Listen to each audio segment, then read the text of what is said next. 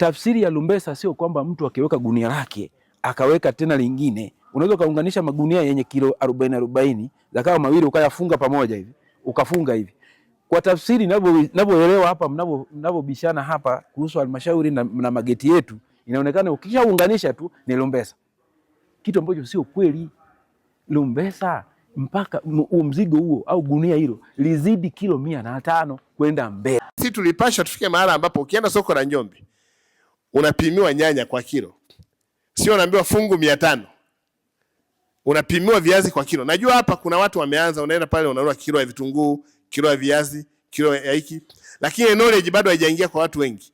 Bado tunauza vitu kwa mafungu.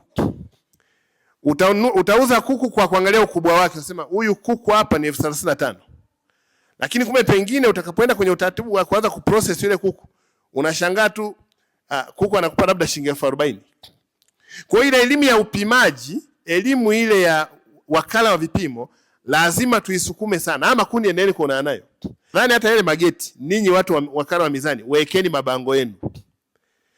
Maana ya lumbesa ni kilo kuanzia 105 zilizopimwa kwenye mzani uliothibitishwa na wakala wa vipimo Tanzania. Huo mzani upo pale. Kwa mujibu wa kifungu cha sheria namba fulani fulani ya mwaka fulani, tafsiri ya lumbesa ni 1, 2, 3.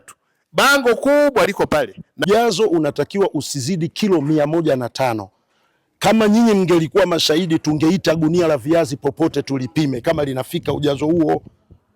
Mimi huwa nawauliza watu wa halmashauri, akija mfanyabiashara wa maharage au wa mahindi ambaye ameshona mshono wa zipu wenye kilo 120 na akaja mfanyabiashara wa viazi ambaye ameshona mshono wa huo wanaouita wao lumbesa wenye kilo 95, ipi ni lumbesa?